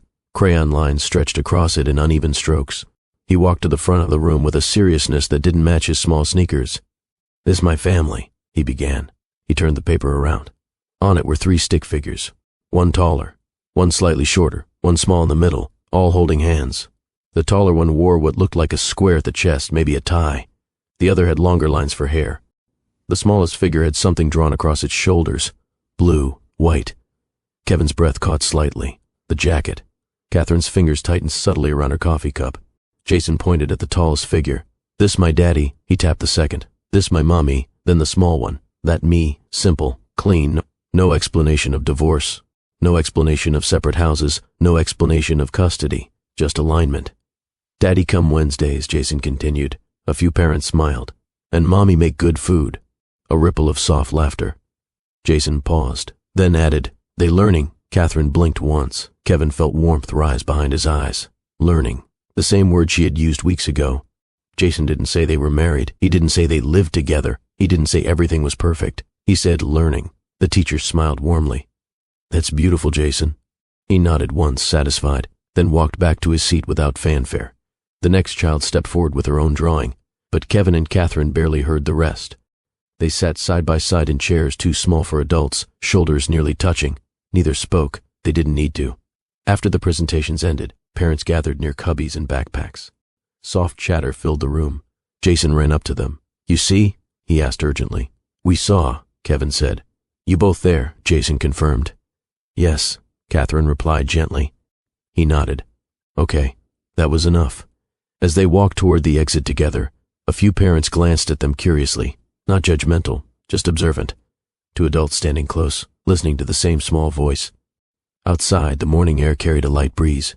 Jason ran ahead toward the playground fence, momentarily distracted by a classmate. Kevin and Catherine remained near the sidewalk. He didn't hesitate, Catherine said quietly. No. He didn't explain. No. Kevin looked down at the drawing, still folded carefully in his hand. He traced the blue lines of the jacket with his thumb.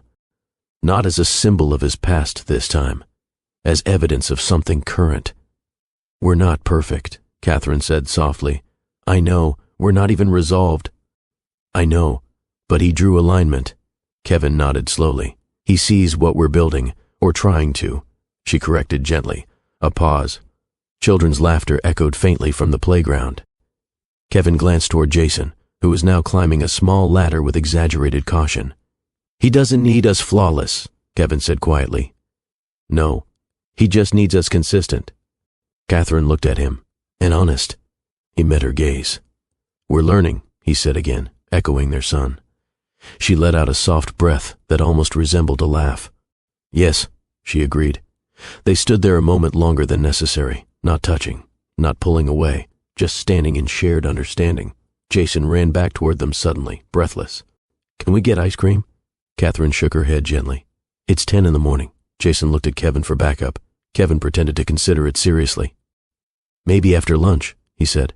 Jason accepted that compromise with surprising grace. As they walked back toward the parking lot, Jason grabbed one of Kevin's fingers and one of Catherine's. Not forcing their hands together, just linking them separately. That small difference mattered. He wasn't demanding reunion. He was accepting connection. Kevin glanced at Catherine. She glanced back. And in that silent exchange lived something steady. Not a wedding. Not a dramatic reconciliation. Alignment. Children don't need perfection. They need alignment. And as the car doors closed and the morning moved forward, Kevin realized something quietly profound. The most powerful presentation he would ever witness wasn't in a boardroom. It was drawn in crayon. Winter didn't arrive all at once. It edged in slowly. The wind sharpened first. Then the mornings cooled. Then jackets stayed out longer on hooks by the door. Not the Letterman jacket. That one remained folded carefully in Jason's drawer. This was a different season. The rhythm had settled into something steady, not exciting, not dramatic, reliable. Wednesdays came and went without announcement. Kevin no longer circled them on his calendar in bold ink. They were assumed. He arrived early, every time. Not to prove something, just because that's what time had taught him to do. One Wednesday afternoon, Jason burst out of the preschool doors with a paper snowflake clutched in both hands. "Daddy, look." Kevin knelt as he always did. "That's precise work," he said seriously. Jason grinned. "I used scissors, I can tell." Behind them, Catherine stood near the doorway, arms folded lightly, no longer measuring consistency. She expected it now. That difference mattered. Inside Kevin's townhouse, the kitchen no longer looked unused. A small magnet drawing clung to the refrigerator. A cereal box sat slightly crooked on the counter. Jason's shoes lived permanently near the couch. Space had shifted. It no longer felt temporary. By December, holiday lights lined Catherine's porch. Not extravagant. Just warm white strands that blinked softly against the cool air. Kevin stood beside her one evening, untangling an extra string. "You always overbuy," he teased gently. "You always underestimate," she replied. Jason ran between them holding a plastic reindeer missing one antler. "Put it here," he insisted. They placed it near the steps together. No one discussed what this arrangement meant. They were simply there. On Christmas morning, snow didn't fall. Hampton rarely delivered storybook weather, but the air held that quiet hush that holidays bring. Jason opened gifts in Catherine's living room, while Kevin sat cross-legged nearby, assembling something with tiny screws and too many instructions. Catherine watched the two of them with a kind of stillness that didn't feel guarded anymore. Not hopeful. Settled. When Jason ran into Kevin's arms after opening a new set of building blocks, it wasn't a moment of reunion. It was routine affection. Later that day, Kevin returned to his townhouse alone. Not lonely, just aware. The house felt quieter than Catherine's, but not empty, because Wednesday would come again. And Saturday, and school events, and dinner invitations. By January, the board review had come and gone without theatrics. Kevin remained in his position. Not celebrated, not demoted, observed. He adjusted messaging. Focused regional partnerships, tightened operational efficiency. The company stabilized, not explosively. Steadily, a smaller contract from Norfolk renewed quietly. A port collaboration expanded. Nothing headline-worthy, but sustainable. "You look tired," she said plainly. "Board meetings," he replied. "You eating properly?" He smirked faintly. "Define properly." She walked into his kitchen without hesitation and opened the fridge. "That's not food," she muttered at the sight of leftover takeout. He leaned against the counter, watching her move through the space comfortably. One evening in late January, Catherine stopped by Kevin's house with a container of soup. This no longer felt like visiting. It felt familiar. "Stay," he said quietly. She paused. "For dinner?" She studied him carefully. "Is Jason coming tomorrow?" "Yes." She nodded. "Then I'll stay." It wasn't romantic. It was practical. By February, school routines deepened. Jason brought home spelling words that Kevin practiced with him slowly, patiently. "Presents," Kevin read from the paper one night. Jason squinted. "That long, yes, what'd it mean?" Kevin paused. It means being there. Jason nodded as if that was simple. Like Wednesdays. Kevin smiled faintly. Exactly. Catherine watched from the doorway, something soft behind her eyes. No applause marked these months. No dramatic declarations, just repetition. Repetition is what builds trust after fracture. Not intensity, not grand speeches. Repetition. By early March, Catherine no longer hesitated when Kevin stepped inside her home. He hung his coat without asking. He washed dishes without announcement. One Saturday afternoon, Jason asked if they could all visit Buckrow Beach again. The wind was cooler now, the sand less forgiving. But they went, not to recreate a moment, to continue one. Jason built another wall. Kevin helped. Catherine sat closer than before. When the tide erased their work again, no one dramatized it. They rebuilt. That pattern felt familiar now. One evening, as dusk settled over Hampton Harbor, Kevin stood alone outside Catherine's house after dropping Jason off. He didn't rush to his car. He watched the porch light flicker on automatically. Warm, steady. He realized something quietly. He no longer felt like a visitor in either home. He felt connected to both. The tension that once lived between ambition and fatherhood had softened into integration. Work remained demanding. Leadership remained scrutinized. But it no longer competed with presence. It coexisted. Catherine noticed the change too, not in grand gestures, in posture. Kevin no longer carried urgency in his shoulders. He carried steadiness. And steadiness is contagious. By the time spring edged in, the rhythm felt less like a trial, more like structure, not forced, chosen. Jason stopped asking if Wednesdays were permanent. He assumed they were. That assumption was the clearest sign of growth. Trust doesn't announce itself. It settles in quietly and rearranges the room. And somewhere between winter lights and school spelling words, something unspoken solidified. Not marriage, not labels, alignment. Home, they were learning, wasn't an address. It was repetition done right. The first real hint of fall returned on a quiet Thursday afternoon, not the dramatic kind with bright leaves falling all at once, just a shift in the air, a cooler edge, a reminder. Jason stood in Catherine's living room, holding something navy in both hands. "Mommy," he called, "it fit again." Catherine turned from the kitchen. He was holding the Letterman jacket, Kevin's old one, the sleeves still slightly long but less than before, the fabric worn in familiar places, the stitched name inside the collar faint but present. Kevin stood near the doorway, having just stepped inside. He hadn't expected to see it out. Jason walked toward him proudly. "Help me," he said. Kevin took the jacket gently. The weight of it felt different now. Not heavy with memory, not symbolic in a way that stung. Just cloth, history, inheritance. He crouched in front of Jason and slid one sleeve over his arm carefully. "Hold still," Kevin murmured. Jason grinned. "I am holding still." "You're vibrating," Kevin replied softly. Catherine watched from across the room, leaning lightly against the wall. Kevin adjusted the collar, smoothing it down instinctively. His fingers lingered for a second near the stitching of his old last name. Jason spun in a slow circle. "Look!" Kevin nodded. "Looks like it belongs to you now." That was new. Before, the jacket felt like something Jason borrowed. Now it felt transferred. Catherine noticed something else. Kevin's hands moved calmly. No absent rubbing of his ring finger. No unconscious gesture of something missing. She had watched that habit for years. The way his thumb would circle the space where a ring once sat whenever he was thinking hard. He wasn't doing it anymore. His hands were steady, present. Jason ran toward the hallway mirror, admiring himself from different angles. "Daddy, you had this when you little?" "High school," Kevin corrected. "You score touchdowns?" "A few. You famous?" Kevin laughed softly. "Not quite." Jason looked back at him seriously. "You famous to me." Catherine's breath caught slightly at that. Kevin smiled, but the smile held humility now. "Let's not exaggerate," he replied gently. Jason disappeared down the hallway to show his reflection again. The house grew quieter. Catherine stepped closer. "You kept it," Kevin said softly, glancing toward the hallway. "You left it," she replied. They both smiled faintly at the familiarity of that exchange. Silence settled between them. Not tense, not charged, measured. Kevin looked down at his hands, not fidgeting, not circling old habits, just resting. Catherine noticed. "You stopped doing that," she said quietly. "Doing what?" "Rubbing your ring finger." Kevin glanced at his hand, almost surprised. "I didn't realize. You used to do it whenever you were uncertain." He exhaled slowly. "I was uncertain a lot." "And now?" He thought carefully before answering. Now I'm choosing. That difference mattered. He leaned back slightly against the wall. I've been thinking, he said gently. Catherine's posture shifted, not defensive, just attentive. About what? About not rushing back into anything that looks like what we had. She held his gaze steadily. I don't want to recreate our marriage, he continued. I want to rebuild something healthier.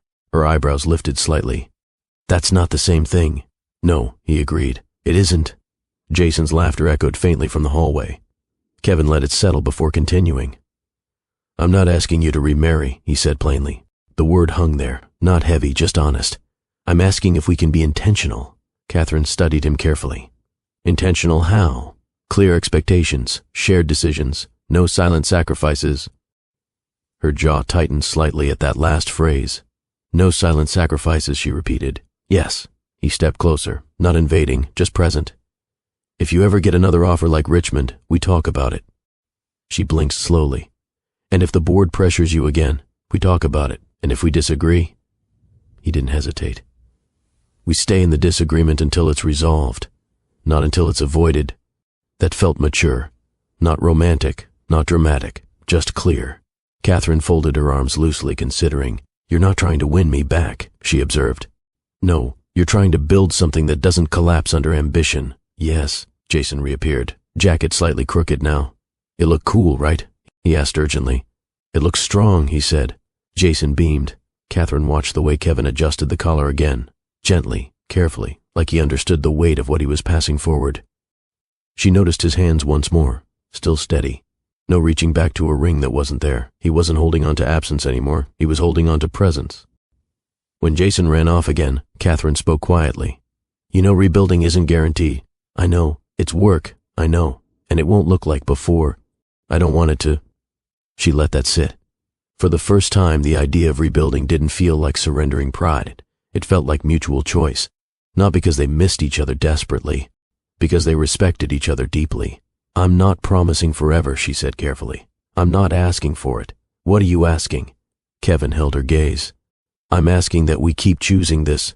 She looked toward the hallway, where Jason's small footsteps echoed faintly, then back at Kevin. That I can do, she said. No fireworks, no tears, no dramatic embrace, just clarity. Jason returned again, breathless. Family picture, he announced. Now? Catherine asked. Now. Kevin looked at her. She nodded once. They stood together in the living room while Jason propped a small phone on a stack of books. Stand close, Jason instructed seriously. They did, not touching at first. Then, without commentary, Kevin placed his hand lightly at Catherine's back, not claiming, steadying. The timer flashed. 3, 2, 1. The photo captured something simple. 3 people, standing close. Not because history demanded it, because they chose it. Afterward, as Jason reviewed the blurry image proudly, Catherine glanced at Kevin. You're not reaching backward anymore, she said quietly. He shook his head. No, good. Because rebuilding doesn't begin with longing for what was. It begins with letting go of it. And that afternoon, in a living room where a Letterman jacket found new shoulders, 2 adults chose clarity over nostalgia. And that felt stronger than any ceremony. Fall returned the way it always does in Hampton. Not loudly, not dramatically. Just a shift in the air that makes you pull your sleeves down and breathe a little deeper. The Chesapeake carried that familiar salt scent. Fried fish drifted from a carryout spot that had survived 3 different owners and still refused to change the menu. Church signs updated their weekly messages in careful black letters. High school stadium lights flickered on Friday nights like they had for decades. The season had come full circle, so had they. On a cool Sunday evening, Catherine set the table in her dining room with plates that didn't match perfectly. Kevin stood at the stove stirring something he had learned, properly, over the past year. Don't burn it, Catherine said lightly. I've evolved, he replied. We'll see. Jason ran through the hallway in socks that refused to stay matched, the Letterman jacket hanging loosely over his shoulders, even though it wasn't cold enough for it yet. You wearing that inside? Kevin asked. Yeah, Jason said. It lucky. Kevin glanced at Catherine. They both smiled faintly. Lucky. If only Jason knew how much deliberate work stood behind what he called luck. The house felt different now, not because Kevin had moved back in. He hadn't. Not because rings had returned. They hadn't. It felt different because there was no longer a question hovering in the air about whether someone would leave. Dinner was simple. Chicken. Green beans that were not burned this time. Rice. Nothing extravagant, nothing symbolic, just food shared without tension. At one point, Jason raised his fork dramatically. "Daddy cooked better now," he declared. Catherine pretended to consider this seriously. "I trained him," she said. Kevin nodded solemnly. Intense supervision. Jason laughed loudly, the kind of laugh that fills a room completely. After dinner, they cleared plates together without negotiation. Kevin washed, Catherine dried. Jason stacked forks with exaggerated precision. There were no performance gestures, no speeches, no declarations of forever, just movement that felt unified. Later, as dusk settled and the porch light flickered on automatically, they stepped outside with slices of pie on small plates. The air carried that October calm again. The same kind of evening that once held tension at a gala. Now it held steadiness. Jason sat on the steps, jacket draped around him like a cape. Kevin leaned against the railing. Catherine stood beside him. "You realize," she said softly, "this is the first fall that doesn't feel fragile." Kevin nodded. "I know. They didn't need to name the previous years." They both remembered. The silence at dinner tables, the distance disguised as ambition, the careful custody exchanges, the word again. Jason looked back at them suddenly. "Y'all coming?" They walked down the steps together and sat beside him. He leaned against Kevin's shoulder without asking permission. He leaned against Catherine's leg without hesitation. Balanced. Uncomplicated. Kevin looked out at the quiet Hampton street. He thought about the boardroom, the article calling him safe, the contracts that had come and gone, the expansion that never happened. He didn't regret it, not in theory, in practice, because this small sidewalk under a porch light, felt substantial. Catherine nudged him gently. "You're thinking, always, about what?" He glanced at Jason. "About how easy it would have been to choose louder success. And how much quieter this is." She smiled faintly. "Quiet isn't weak." "No," he agreed. "It's deliberate." Jason adjusted the jacket collar absent-mindedly. "Daddy?" he asked. "When I big, I get this?" Kevin looked at him carefully. "Yes. Why?" "Because it's yours." Jason considered that. "Was yours first?" "Yes. But now mine." Kevin nodded. "That's how some things work. Inheritance isn't just fabric. It's example. It's pattern. It's repetition done right." Jason rested his head fully against Kevin's shoulder. Catherine watched the scene quietly. No photographer, no audience, no applause, just three people breathing the same cool air. Kevin turned slightly toward her. "I'm not asking for a ceremony," he said gently. "I know. I'm not asking for guarantees. I know. I'm asking that we keep choosing this." She met his eyes steadily. That was enough. Not because it was dramatic, because it was consistent. Jason yawned loudly. "Bedtime," Catherine said softly. They stood together and walked inside. Kevin helped Jason slide out of the jacket carefully. He folded it with deliberate hands, not reverent, just respectful. He placed it in the drawer where it now belonged, not as a relic of high school glory, not as a symbol of lost years, as an heirloom of effort. Downstairs, Catherine waited near the kitchen light. "Stay?" she asked quietly. He looked at her, not startled, not pressured. "Yeah," he replied. Not because they had erased the past, because they had learned from it. Upstairs, Jason's breathing evened out quickly. Kevin stood in the doorway for a moment watching him. Then he turned off the hallway light. When he returned to the living room, Catherine was sitting on the couch, feet tucked beneath her. He sat beside her. Close, not claiming, present. Outside, Hampton settled into another quiet night. And somewhere between ambition and humility, between pride and partnership, between absence and alignment, Kevin understood something fully. Redemption isn't loud. It doesn't announce itself with fireworks. It shows up on Wednesdays. It stays for dinner. It folds the jacket carefully. It listens when a child says again. It chooses rooted over restless. So let me ask you, if redemption isn't loud, would you still choose it? And if this story moved you, if somewhere in these quiet decisions you saw yourself, your marriage, your father, your son, then like it. Share it. Subscribe. Because somewhere right now, someone is deciding whether to show up on Wednesday. And that decision? It changes everything.